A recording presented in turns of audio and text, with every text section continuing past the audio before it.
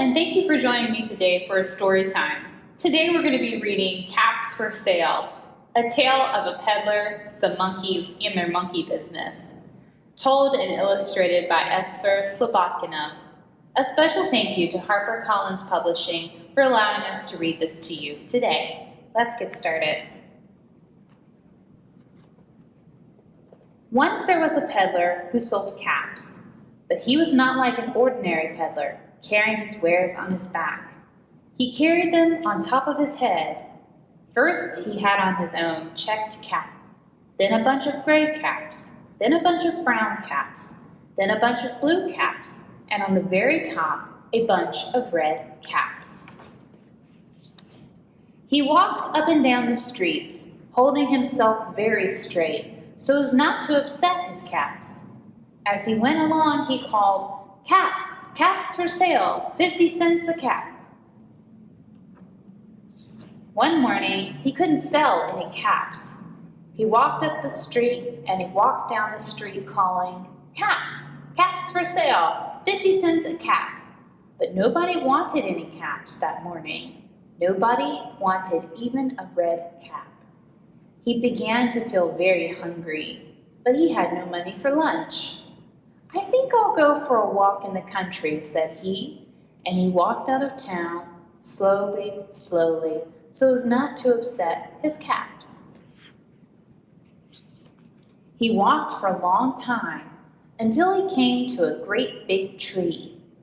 "That's a nice place for a rest," thought he, and he sat down very slowly under the tree and leaned back little by little against the tree trunk so as not to disturb the caps on his head. Then he put up his hand to feel if they were straight. First his own checked cap, then the gray caps, then the brown caps, then the blue caps, then the red caps on the very top. They were all there, so he went to sleep. He slept for a long time. When he woke up, he was refreshed and rested. But before standing up, he felt with his hand to make sure his caps were in the right place. All he felt was his own checked cap. He looked to the right of him, no caps. He looked to the left of him, no caps. He looked in back of him, no caps. He looked behind the tree, no caps. Then he looked up into the tree, and what do you think he saw? On every branch sat a monkey. On every monkey was a gray or a brown or a blue or a red cap. The peddler looked at the monkeys. The monkeys looked at the peddler. He didn't know what to do. Finally, he spoke to them. "You monkeys, you," he said, shaking a finger at them, "you give me back my caps." But the monkeys only shook their fingers back at him and said, "Tss, tss, tss." This made the peddler angry, so he shook both hands at them and said, "You monkeys, you give me back my caps."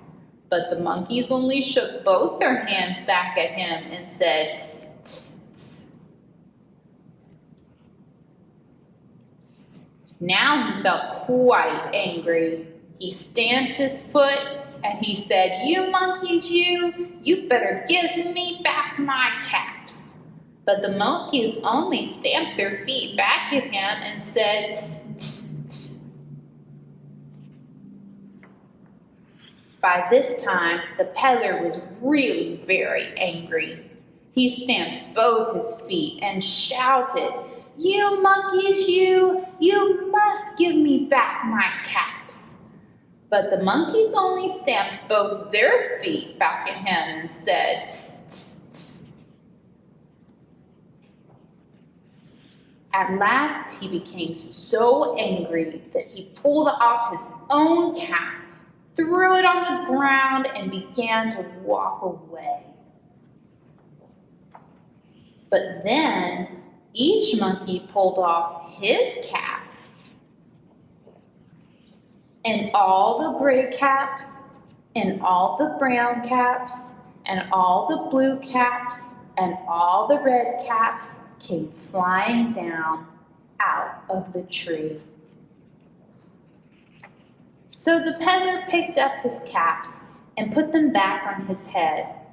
First his own checked cap, then the gray caps, then the brown caps, then the blue caps, then the red caps on the very top.